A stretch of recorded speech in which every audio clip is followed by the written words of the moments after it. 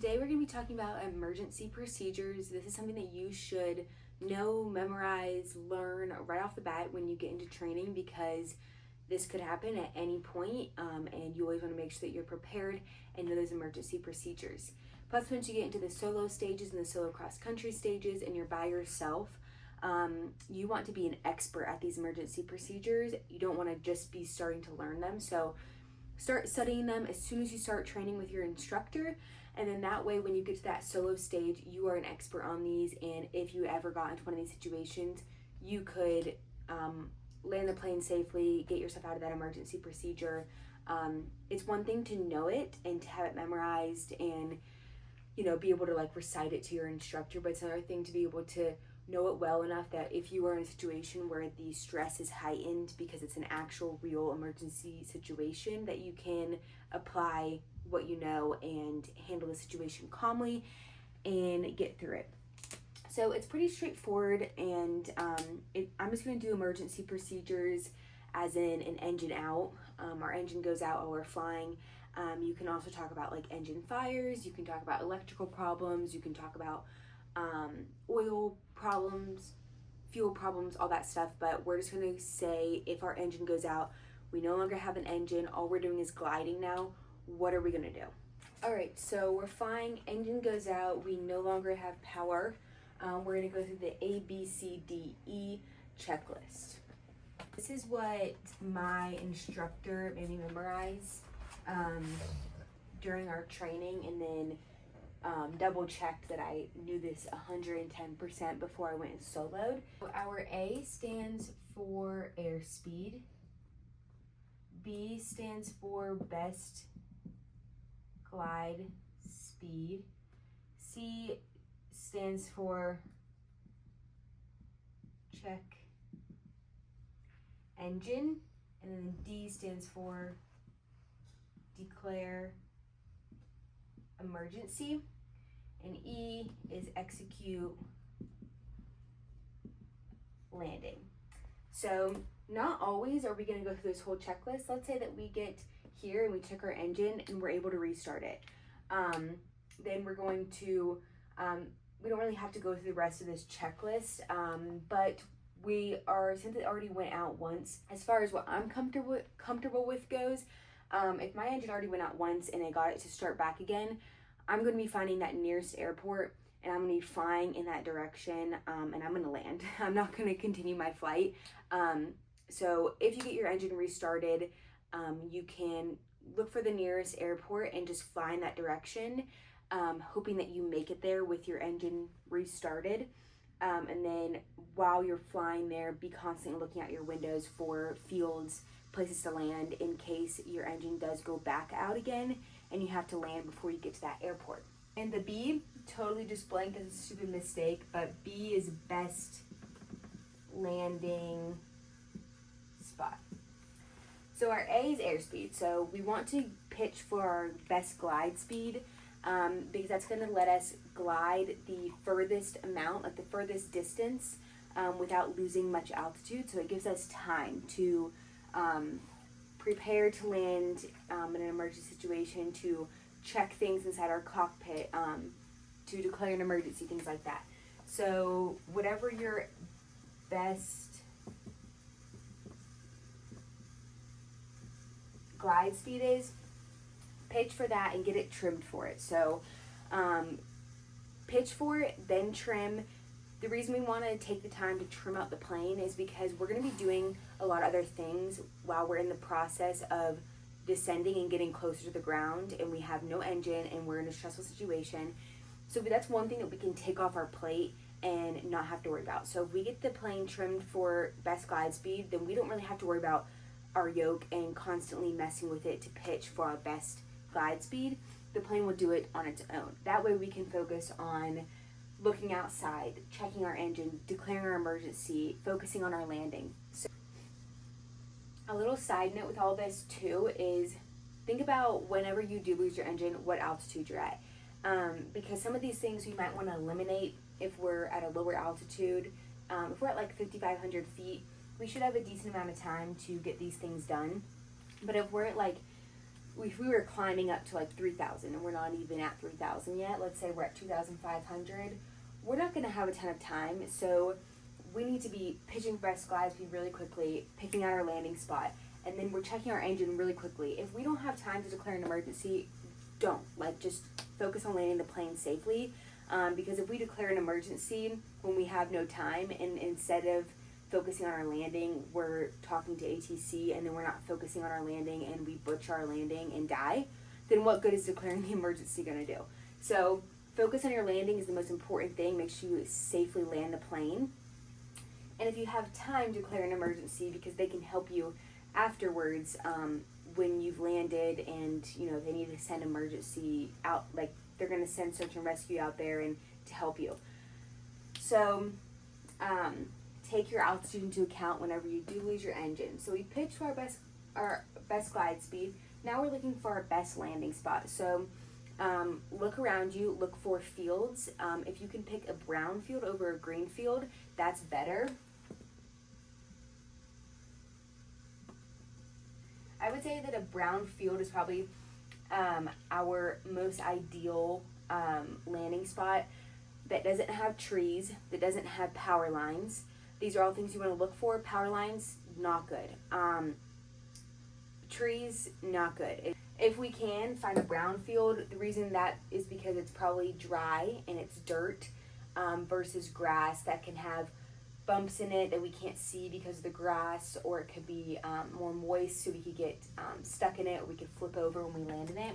So look for a brown field, something that doesn't have a ton of hills, as flat as possible.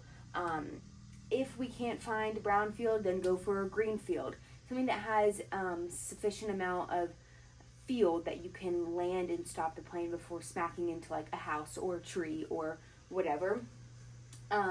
Avoid any areas that have lots of trees, or telephone poles, power lines, stuff like that. If we look around and there's no field, also when you're looking for your best landing spot, make sure you look underneath you, because sometimes I would be looking for a landing spot in a simulated emergency procedure, and I'd be like, I don't know, that one looks kind of far away, that one has power lines, that one, whatever. And then my instructor's like, look underneath you, and there's a big brown flat field. That would be perfect. So look underneath you. Before you even decide to start looking for a field, you should be on ForeFlight, look down at your iPad and say, is there an airport near me? That's like near me where I can glide there and not have any chance of not making the airport. So like there could be an airport literally right underneath you, and some people may not even think about looking for an airport because they're so stressed out and they're thinking about landing in a field. So look for an airport first, and you can always circle over the airport to lose your altitude and then land. So then we go to a field. If the field's not an option, then we're going to look for a road, like a highway or something could be good to land on. If we don't find a good road to land on, then we're going to go for water, something like a shallow like river or creek. It's going to be really bumpy and it's going to be not pretty, but if we had to, we want to pick something like that, and then those are your options. So then when we check our engine, we're going to go through a flow. So you want to have this memorized, but basically in my plane, so we have my fuel selector over here on the left, then we have our mags, and then we have over here we have the carb heat, the mixture, the throttle. So first thing you want to do is mixture is full rich. Our fuel selector is on both if we have a both option, or we're going to try each fuel tank if we have like a left and a right. So put your fuel selector on both. Mixture is rich. Our throttle is full, so all the way up. Our carb heat is off, and our primer is in and locked, because it could be that your primer came unlocked, and you could have just been leaking fuel and then you ran out of fuel. So make sure that your primer is in and locked. And now we're going to check all of our mags. So also turn the fuel pump on if you have a low wing plane. Then we're going to crank the mags. We're going to try both mags. We're going to try left mag. We're going to try right mag. Nothing works. If we were trying our left fuel tank, now we're going to switch to our right, and we're going to try both, cranking the mags left, right. Nothing's working, so now we're gonna shut everything off because we don't want fuel sources flowing and stuff when we're going to land, because it could be a rough landing, it could cause a fire. So we're gonna turn our fuel selector to off, our throttle should be idle, carb heat's off, our mixture is lean, all of our heating sources and all that stuff are off, our fuel pump's off. I think I said everything there. We're gonna keep our master on because we want our, if you have electrical flaps, you want those in to help you in landing, and then also so we can talk to ATC. I have manual flaps, but I still want to leave the master on so I can talk to ATC. So once you go through that flow and nothing works and you've shut everything off, now you're just gliding and you have your eye on that landing spot. So when we picked out our landing spot, we should have immediately turned in that direction so to get kind of lined up for it, and then just circled over our landing spot while we lose that altitude slowly. And while we're doing that is when we were checking the engine and then turning everything off. So now we're still now we're over our landing spot, just circling down. We're pitching our best glide speed. And now if we have time, we're going to declare an emergency. So declaring an emergency on 121.5. Our transponder, we're going to want to put in 7700, which this means we're in an emergency. So when ATC sees that on their radar, they'll know that we're in an emergency. And then when we get on 121.5, we're going to contact ATC and we're going to say, Mayday, Mayday, Mayday. We're going to say our tail number, and then we're going to tell them what has happened and where we're going to try to land. So we have an engine failure and we're going to land just east of the Macon County Airport. Then they know like general vicinity of where you're at and what you're trying to do and what situation that you're in. Then once you've done that, we're not really worried about ATC. They may come on and ask us some questions to help us or whatever, but now we're just focusing on executing our landing. So we still have our master on because we're using it for flaps and radio. So once we get to about 1,500 feet AGL from the ground, we're gonna wanna start thinking about getting set up for a pattern. So let's say we pick this field and it's shaped like this, and we're above it and we're circling down. So when we do a normal landing, our pattern altitude is 1,000 feet above the field elevation. So let's say that this ground level is 1,000 feet ground level. So a normal pattern for this, if there was a runway on this strip right here, we would be at a pattern altitude of 2,000 feet. So we'd be at a pattern altitude of 2,000 feet if we were landing on a runway in this area. Since we are circling down and we're kind of right in the middle of the field, 1,500 is when you're going to want to start thinking about setting up for a pattern. The reason you don't want to do it at 1,000 feet, which would be standard pattern altitude, is because you may be like right here, and then if you decide to get into a pattern here, it might set you up to land over here where there might be trees and stuff. So 1,500, that extra 500 feet gives you more time to kind of like go over here if you need to. So obviously we're gonna land this way. We're not gonna land that way because it's shorter. So when we get to 1,500 feet here, we're gonna be like, okay, we need to get out of our turn because right now we're descending above the airport and we're in a turn, we're in a bank. So 1,500 feet, we're gonna get out of our turn and we're gonna get set up over here. Now as we fly down here, at some point we're gonna hit that 1,000 feet above ground level, which would be standard pattern altitude. And now we're just simulating a power off 180. So we're pretending that this is our runway right here, and we're just gonna fly down here and use our best judgment when we wanna make our turns. We're gonna simulate a base turn and then simulate a final turn. Constantly gonna be looking outside and gauging your altitude compared to the ground and how long the landing distance is that you have. Because if your landing distance is really short, you might want to turn base somewhere down here to give yourself as much space as possible to get down to the ground and make that landing.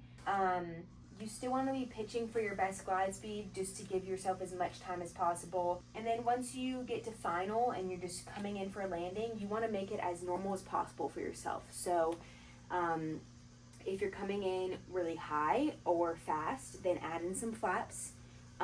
If you are coming in really fast and you feel like you're going to be flying when you touch down, then pitch for your normal final airspeed. So when we're normally coming in on final to land, we're pitched for about 60 to 65 knots.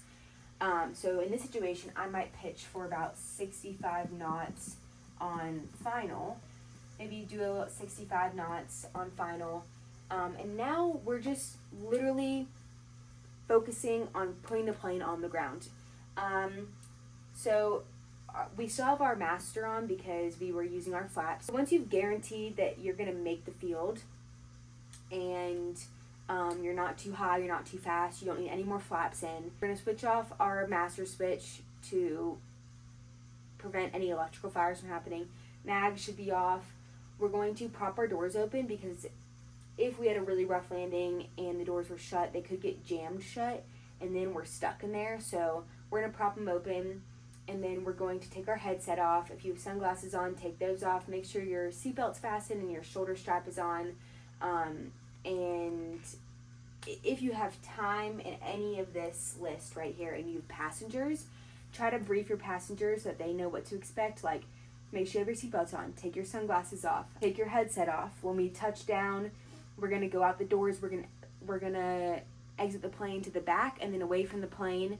If the doors don't open, then we're going to bust the windows and get out of the plane, and always exit to the back and away from the plane. And we're going to do a soft field landing. So once we come down, we're going to do the same thing, just flaring as normal. So we're going to flare and then let the back wheels touch down, and then we're going to hold our nose gear off the ground until we're able to slow the plane down, because we don't want our nose gear to come down when we're moving too fast and then dig into the ground or get caught on something like a rock or a root or whatever, and then it flips us. So we want to hold that nose gear off, just roll on your back gears, and then slow the plane down. Once the plane is slowed enough, drop that nose gear down, then exit the plane. So yeah, that is emergency procedures. Obviously, when you're first learning all this and memorizing it, you just want to learn airspeed, best landing spot, check engine, declare emergency, execute landing, and really master that in the plane, in that flow, and do it quickly. But as you do this more and more, you learn how little things can help you and give you better chances to survive in an emergency. So I kind of just added a bunch of little tips in there, what kind of landing spot to pick out and why we're trimming for our best glide speed instead of holding the pitch in, and why we're turning all this stuff off, and knowing when you should spend time declaring an emergency and when you shouldn't based on how much time you have, and executing your landing, how you're going to use your best judgment to know when to get out of your turn and to simulate a landing pattern, and basically doing a power off 180, acting like you're on a normal landing, you're coming in at 65 knots on final, and now you're just going to practice one of your soft field landings where you land on your back gears versus your nose gear. So yeah, as you do it more and more, you'll pick up little things and you'll add little things in and everything, but that is emergency procedures. Make sure you guys like, comment, and subscribe. I'm still doing maneuvers, so comment what you want to see next. I could do more emergency procedures like engine fires, electrical stuff, all that, if that's something you guys want to see. And also on my TikTok and my Instagram, I have a link in my bio that is a Google form, and you can fill it out with your contact information, and then how many ground lessons you want and what you want to work on.